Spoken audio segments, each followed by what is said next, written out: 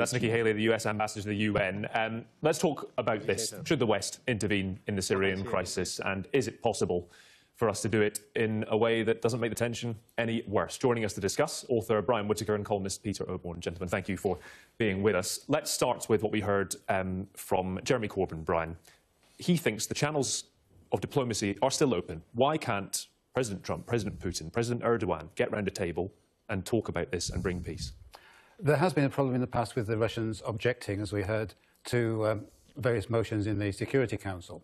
I think there's an issue, though, with this visit by the inspectors to Damascus. Obviously, that's a good idea to see what they can find out, but I don't really see that as turning into a smoking gun.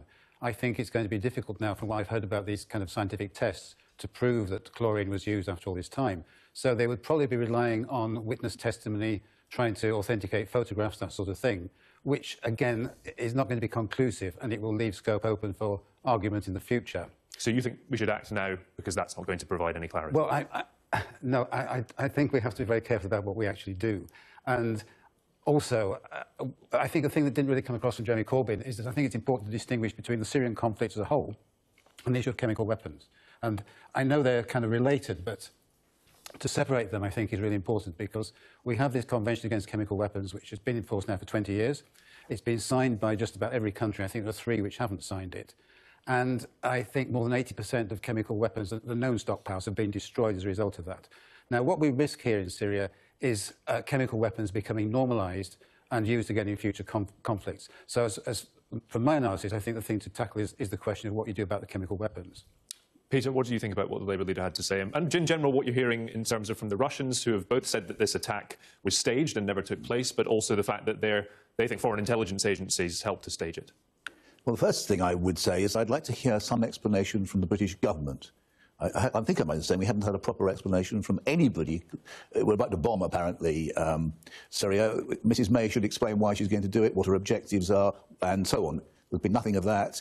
I believe we have a defence secretary who likes to shoot his mouth off, but we haven't had much from him. And so the British government has given no proper account of itself. Good for Corbyn in those circumstances for coming on and being questioned. That's the first point.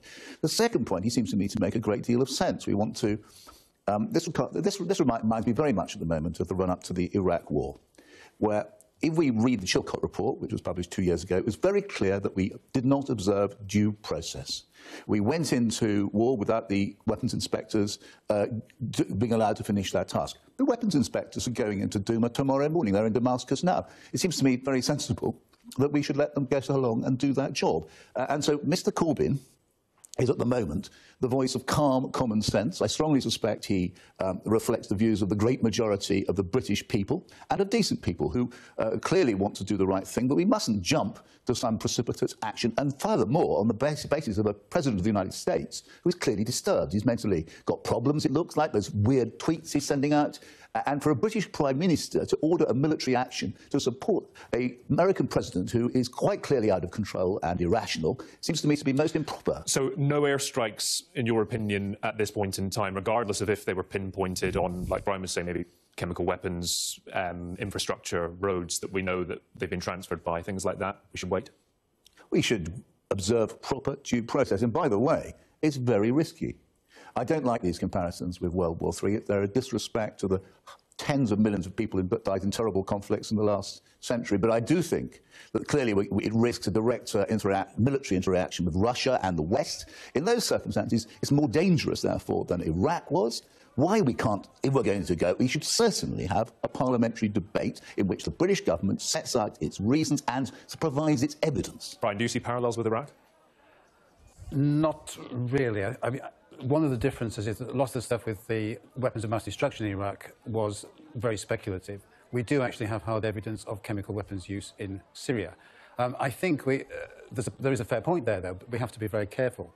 And, you know, you ask the question, well, will attacking the chemical weapons infrastructure actually prevent further use of chemical weapons? And given the situation there, it's not at all certain that it would. And particularly, you know, you can't just declare a sort of chlorine-free zone, because chlorine is a chemical which is used for all sorts of purposes, purifying water and so on. So it's difficult to stop the regime or whoever's using it from getting hold of it. Do you think that there should be a vote in Parliament if we're going to do it? Oh, yes, I think so, yeah. In terms of what the Russians have been saying, Peter, Interestingly, one of the former generals in Iraq was on in the last couple of hours saying that the climate that we're in, let me get the quotes here, of news, nothing is certain, everything is possibly fake. In that climate, the Russians are playing a game. They're pumping out information to make things more confusing. Do you agree? I certainly think that the Russians can be reckless, but I also think that they can be constructive. And I would like just to act on the basis of known facts. I like the tone, by the way, of the Defence Secretary yesterday speaking to Congress, where he said, we believe it's chemical weapons, we need to see the evidence. That's the sort of measured talk which I think we need more of. If we had intervened in 2013, Brian, would this be happening now? It's very hard to say. I mean, we did get a result in 2013 where Syria agreed to sign the Chemical Weapons Convention and hand over its stockpiles for destruction. What's transpired since then is that the initial declaration was not totally complete, and there have been problems with the OPCW identifying various things, getting answers to questions since then. So there's certainly a suspicion of Syrian cheating there. I mean, it certainly seems like they didn't destroy their chemical weapons. I think I'm right in saying that chlorine was not covered. Chlorine doesn't count as a chemical weapon unless it's actually used. So in other words, it's not. But if you look at the sarin case, all Syria's sarin was supposed to have been destroyed, and then last year, April 2017, in Khan Sheikhoun, there was an attack which has been confirmed as involving sarin. So you have to ask, how did that get there? Which throws up the possibility that if dialogue is the immediate way forward, how can you trust a regime that has potentially gone back on its word when they said they were going to dispose of their chemical weapons? Are we past the point of trying to have constructive dialogue? Well, I felt that actually 2013 was very positive. It's a different chemical involved.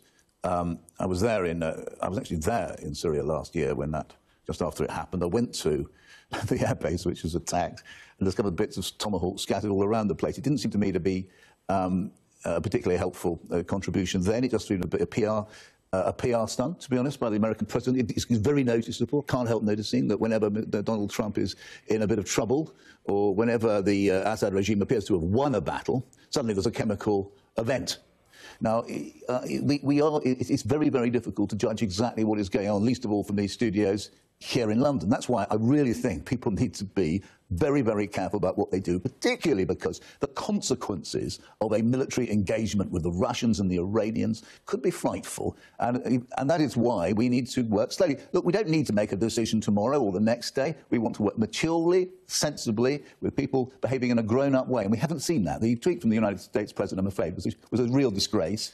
And the idea that the British Prime Minister is going to follow a US President who's quite clearly irrational and it looks like making very, very serious decisions which affect life and death for what look like political reasons, it's a really horrible thing to be involved in. Scepticism from Peter in terms of what we see, again, indeed, from this studio here. Do you share that scepticism, just finally, or not? About what the Syrians have been doing? Yes. Well, no, I don't, actually. Obviously, the events of the last week or so are still unproven, but there is a long history of these attacks in Syria. Chlorine being dropped from aircraft, and the regime is the only one possessing, and its allies are the only ones possessing aircraft. So it's hard to attribute those particular attacks to the rebels. OK. Brian Whitaker, Peter Oborne, thank you very much for being with us today. Appreciate your time. Thank you.